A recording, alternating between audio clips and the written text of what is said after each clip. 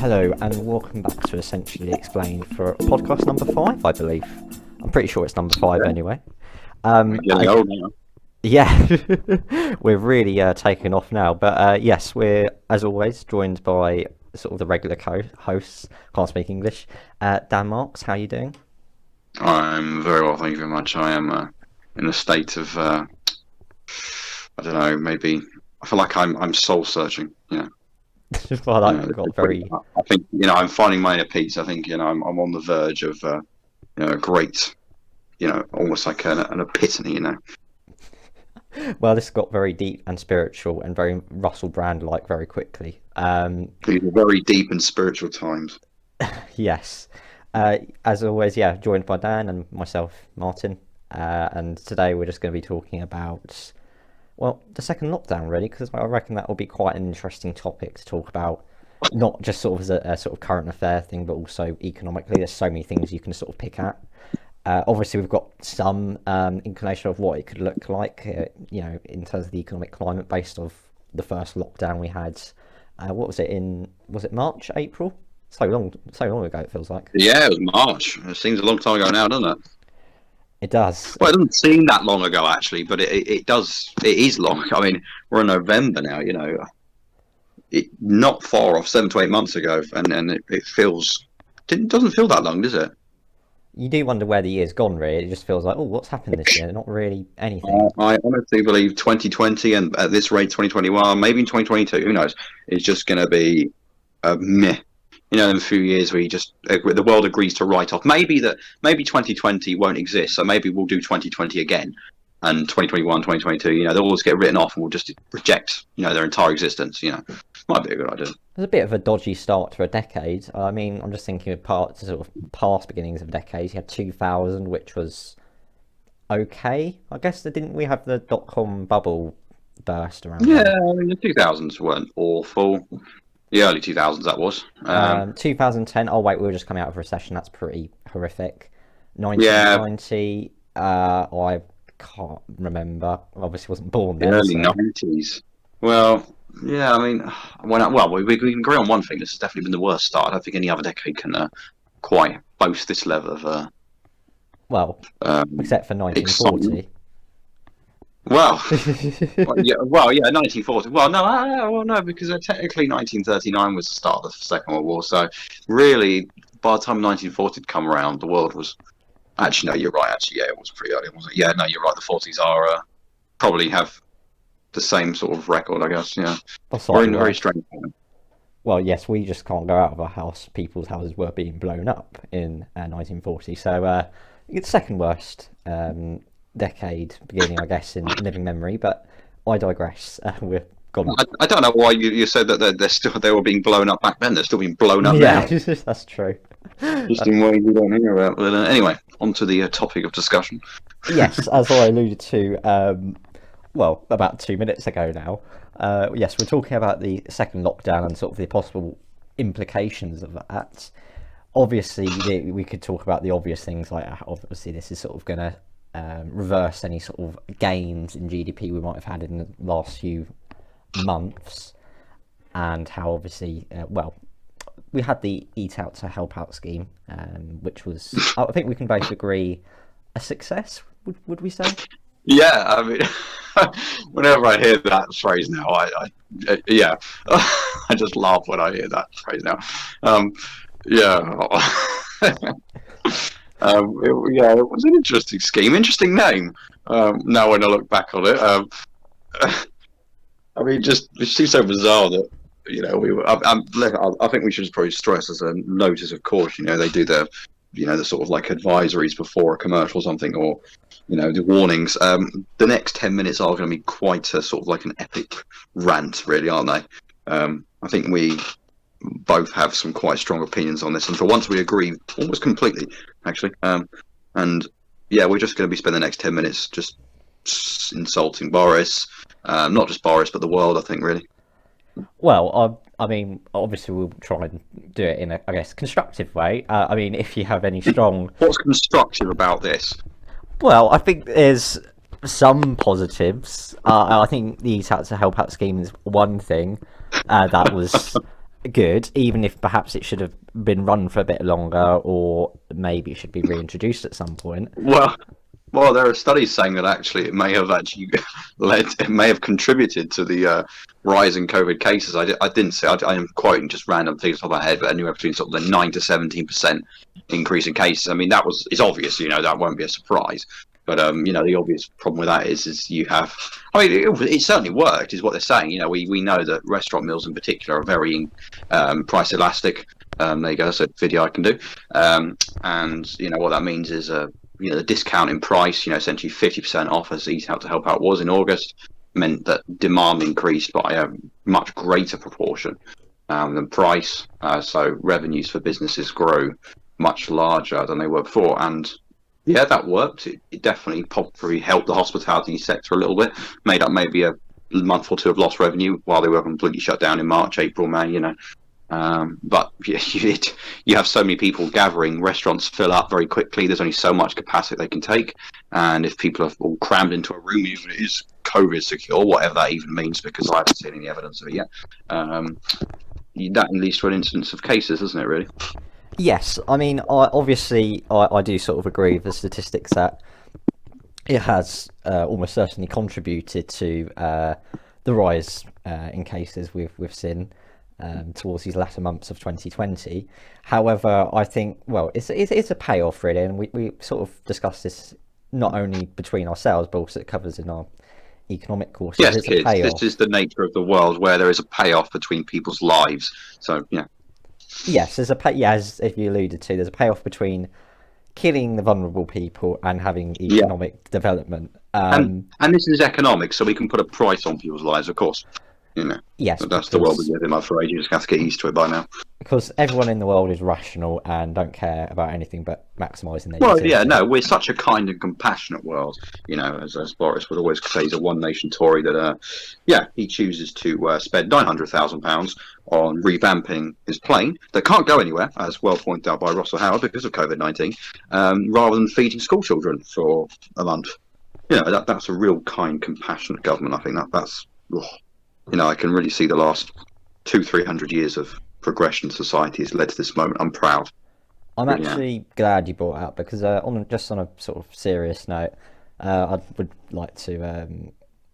Well, I don't think anyone who's watching this might know of this person, but yeah, I think what Marcus Rashford's done has been incredible in terms of It has. He's helping. been an absolute legend, really. There's the only word for it. I think the MBE was actually a bit cheap. I'd go for the full knighthood, wouldn't you?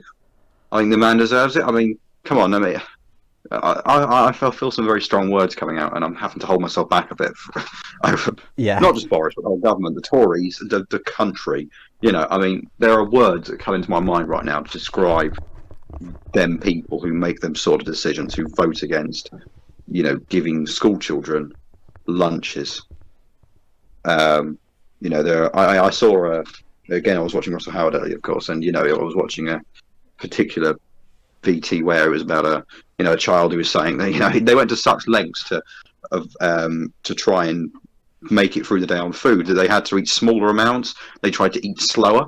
They had to essentially carve meals up so they would have breakfast and they could carve that up in half, and split that over the day. I mean, how sad is that?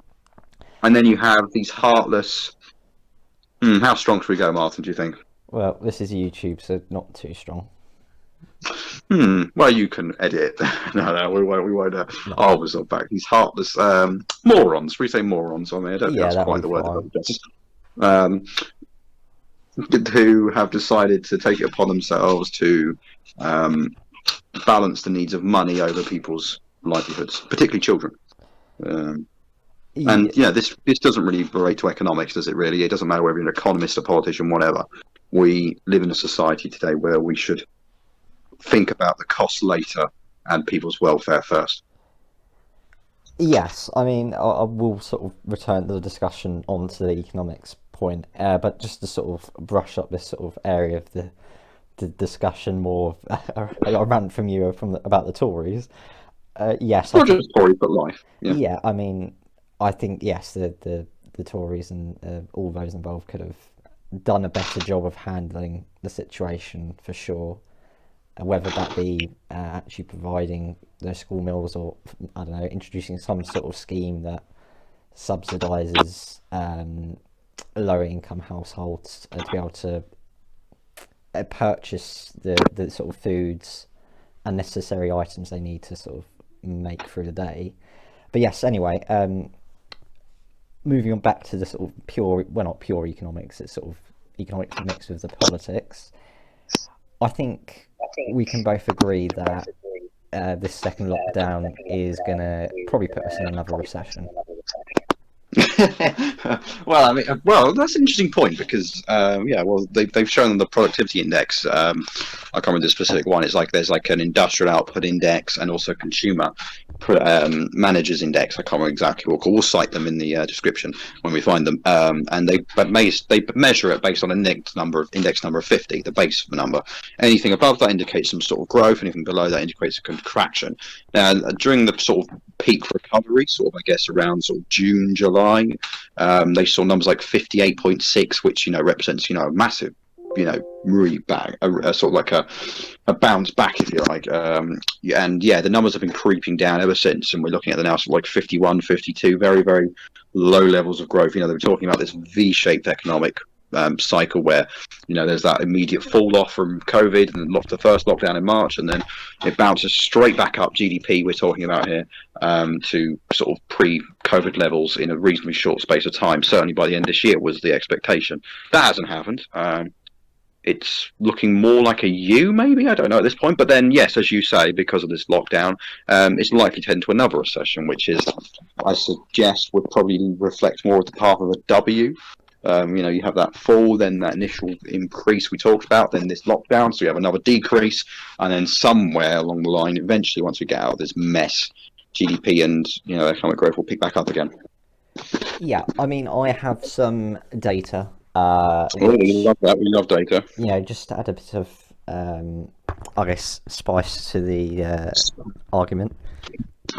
But yes, these are just sort of the headline figures. So, as we both know, the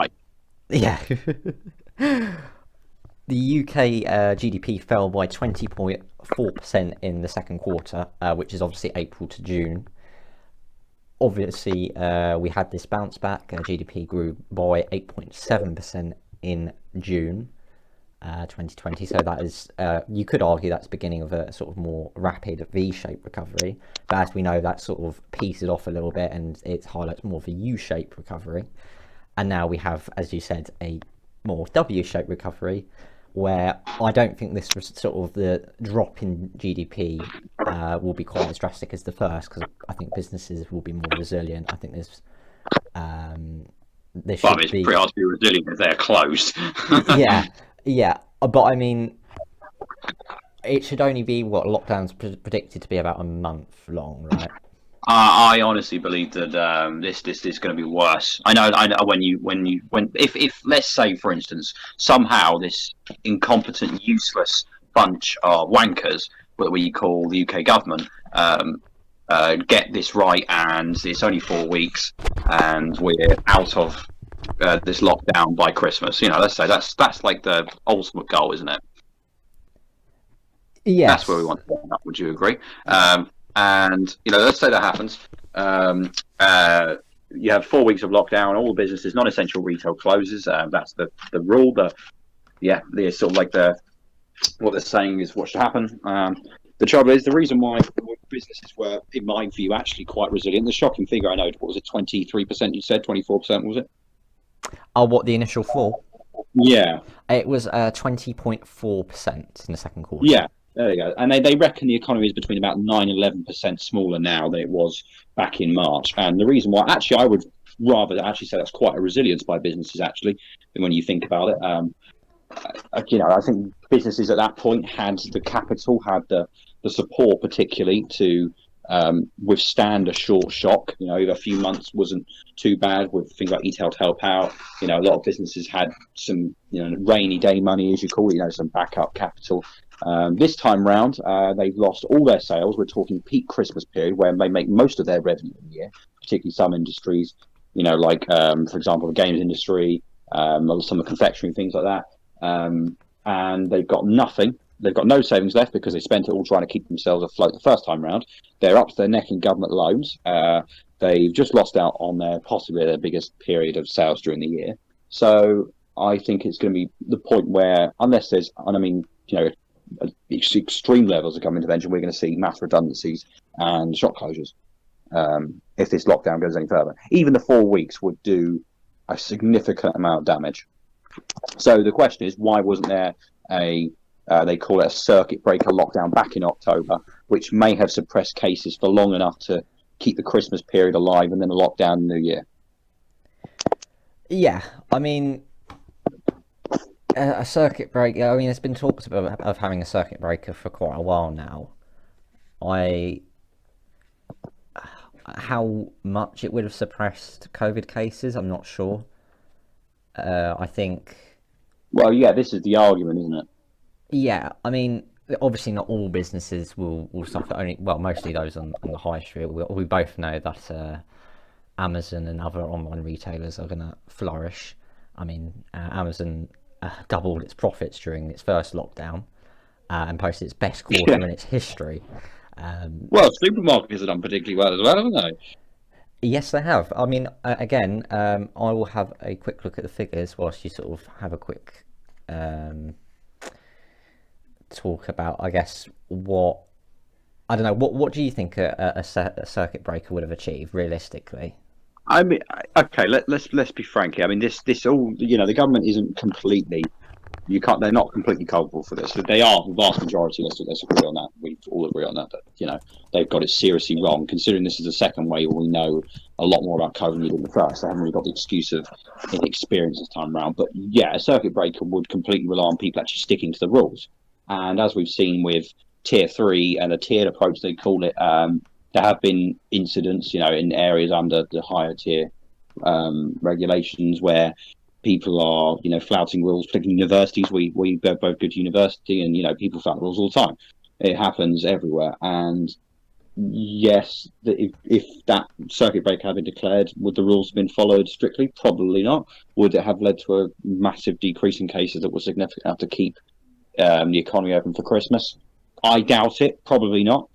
Would it have possibly lowered them enough to keep it, even on like even to keep the tiered approach going? Maybe. Who knows? I mean, yeah, this completely relies on people actually sticking to the rules, and we don't seem to be very good at that. But then who can blame them when there are places up in the north of England that have been on lockdown for 3 months? Do you really think people are going to live like that? Of course they're not. No. It's very difficult to police for multiple reasons, whether that be this is what we found out from very, very poorly very poorly funded public services, as we've experienced in the last 10 years, which we talked about in our Austerity podcast. Yes, and I actually, later on in the year, I'll probably do a macro video, sort of going more in depth on austerity, because it is very interesting, sort of what impacts I guess we could sort of. I think you can split the sort of. I know this is a bit of an aside. The governance by the Conservatives into different phases. So we had obviously the Osborne, Cameron, and Nick Clegg threesome alliance. Threesome. Yes. I mean, we all know who was wearing the who had the cane out and who had a belt. You say that much. Yeah, that's left me rather. I'll leave the rest to your imagination, kids. Yes, if you, I don't think anyone who's a kid will be listening to an economics podcast or listening at this point. Well, I mean, I hope so. This is the thing. I'm sorry that we've, particularly me, as you can probably tell, I've been quite passionate about this. Let's say that much.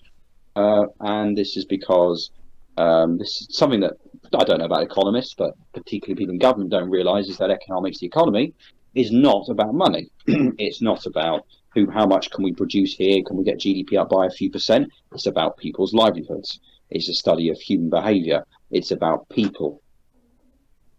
Yes. And I think this is what we've come to ignore, that in the time like this, when we have, and we're going to go back to I think the child school meals now, because I think this is a fundamental economic point. When government intervention is refused, what have we seen? We've seen supermarkets charities and schools, supermarkets, and also places like Burger King and McDonald's coming out and saying, "Do you know what, we'll pay for the meals instead."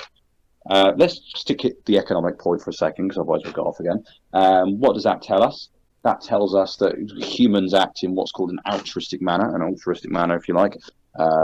You have the private sector filling in for the government's job. I mean, when has that ever happened in history? It's normally the other way around, isn't it? In 2010, the banks, for example, were criticised for, poor management and the bailouts by the government to try and keep them afloat.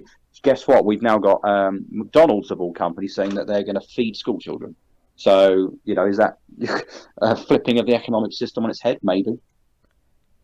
Yes, I mean, well, at a fundamental level, it highlights government failure, right? If the private sector is having to provide something that the government is unable or unwilling to provide, I mean, it's not unable. We know that much. Yeah, at a basic economic level, there is an argument that the private sector probably will do a better job, a more efficient job, and probably in reality will do a better job of providing the meals. But as you said, there's an altruistic argument, there's a moral argument that the government should have done it for the benefit of households within the economy, just to ensure people are basically eating the stuff they need.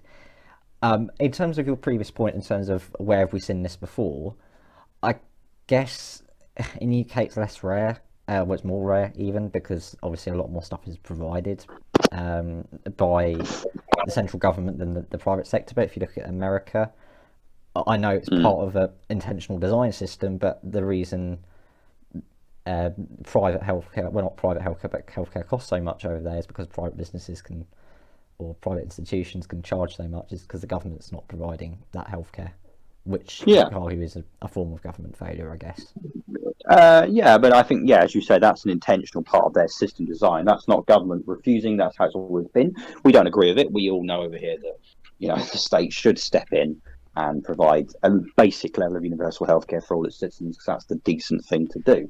But, if we go and say that over there, we're communists, of course, as Bernie Sanders has learned. But, I mean, this is a far different case in my opinion, because this is a job that the government does on a very regular basis. It already pays. I would argue that the government would be more efficient at providing school meals. It already pays for school meals for the vast majority of term time. It did it during the summer. Why the hell can it not do it for another month when the estimated cost is something about £20 million, I believe was the figure put around it? It sounds a lot of money. Believe me, for the government, it's not that much when it's just spent 12 to 15 billion pounds on a flawed test and trace system. Yes. That is being outsourced to the private sector, by the way. Yeah, I mean, what company is it? Serco that are providing it? I believe it might be it. I mean, there's, the effectiveness rate has plummeted. They reckon that the actual effectiveness is around 30 to 40% of contacts now. How the hell is that going to stop an epidemic or a pandemic? I know it's much harder on a massive level now, with the amount of cases there are every day. It's inevitable that test and trace is going to fall behind. But we've known this is going to be coming for months. The model suggested it. And we have private companies who are being paid a motherload to do a very poor job. For example, why hasn't the NHS been given it? Hasn't it got the resources? Well, why has it not got the resources? Because we haven't funded it properly. Why not get the army involved, for example? We have literally Labour sitting by. We have millions of people unemployed who would do that sort of a job, but instead we're outsourcing it to a private sector firm that just prioritises profit above people's livelihoods. Yes, I mean, again, I think there's an argument that this firm could be more efficient and will sort of have a better idea of what they're doing than the government will, because as we both know, the government has very little idea of what they're doing. But there should be a way it should be managed so that these private institutions, these firms, aren't taking advantage or charging extortionate fees to provide this service, which should really be provided by the government, because it's for the well-being of its citizens. You could arguably we should have had testing for everyone by this point, if you really I mean, I know it's not as simple as throw a load of money at things and it'll be sorted. We know that's not true. Obviously, we're economists. We know that doesn't work. But we've known about this for months. The whole world, hasn't quite got its head over how the hell it's going to do an effective. They call it, I believe it's like Operation Moon something over here. I can't remember where Second World. We'll find out again. But this idea of mass testing, where you can literally get a test instantly within minutes, and you get the result, and then you go about your daily life. And that could be something that could be done inside shops or routinely, like every 2 weeks, for example. And so you'd know whether you had it or not, and so you could go out in life, and you would be able to minimise the virus impact to a very, very, very minute level, to the point where it's no prevalence in society at all. But again, that requires people actually sticking to the rules, but that's an entirely different matter. But yeah, testing hasn't been improved. I mean, they've said they've doubled it now to 500,000. I read a report just before we started this. Is now up to 500,000, but they're only conducting around about 350,000 tests a day at the moment because of lab operational issues, as they call it, which is understandable. But we've had months to deal with this now, and a lot of things need to happen in months. Let's be clear. Something me and Martin should probably make clear is that we're not radical communists, as it may sound as if I am. With points, I realise that in the world you need to make profit, and an economy works by making money, but we are not living in normal times. We are living in exceptionally desperate times, where I'm sure we're all a little bit annoyed and scared about what the world holds and the future holds. And government is meant to be the protector of its citizens, and quite frankly, it's done an appalling job. Yes. I mean, I'll sympathise with private businesses in a second. Just as a quick brief aside, Operation Moonshot is the name of the UK government's proposed COVID-19 testing scheme. But yes, anyway, as I was about to say about sympathising with private businesses, I can sympathise especially with the tourism industry and airline industry, who have been very badly hit. I wouldn't be surprised if we see a couple of other airlines go under, massive loss of jobs there, which is never a good thing for economies or those people at a personal level. I mean, as we've already discussed, there's some firms that will benefit, online retailers, providers of the COVID tests. But overall, besides the sort of very few and far between winners, as a whole, the economy will suffer really. But yeah, I've realised we've been running for about nearly 30 minutes, so we should probably give it a wrap up soon. But do you have any sort of final thoughts before we sort of head off for this evening? Yeah, I mean, I feel like this is a fundamental point. Let's firstly deal with what you said about the private firms. Absolutely, it's a very sad point where, you know, we're having to debate, you know, whether the government needs to provide, you know, for example, Scotland provided double the amount of support for self-employment today. You know, and I really sympathise. I'm sorry for all the private sector firms that have been affected by this pandemic, because I know that private sectors is not the root of all evil. It's the vast bulk of everyone's livelihoods in this country. And yes, as you say, tourism, you know, the online air industry, for example, has been affected. Oil has been affected, even though we might not agree with its morality. Small businesses on the high street have been affected. Closed stores, everything has been affected. And there is no simple fix. There is no easy way around this. But, you know, we all agree that people will have been negligent in this. And eventually, once we're out of this, we need to look back and find the mistakes that we made and try to correct them and make sure this never happens again. And that is the point of economics. I think that's the important thing to take away here. Economics is not a study of money. If that's what you're interested in, fine. But, you know, that's not really what economics is about these days, in my opinion. Economics is about looking at people's welfare, their livelihoods, you know, acting in a moral way, but also a way that's sustainable. And in particular, from a research point of view, from the sort of view that me and I, Martin and I are looking at, is how can we stop this ever happening again? Yes, I mean, well, just to sort of add to your point, yeah, there's a reason why economics is considered a social science. It looks at people and how they use their money and how they spend their money and how they act in certain situations beyond just looking at money in itself. But yes, we can have a whole discussion about what economics is in another podcast. Yeah. But yes, again, Dan, thank you for joining me.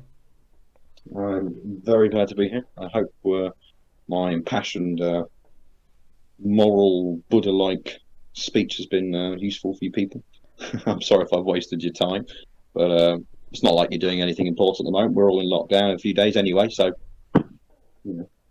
Yeah, I know this is a rather somber end to the podcast, and I'm sure I'll probably end up editing out quite a bit of it.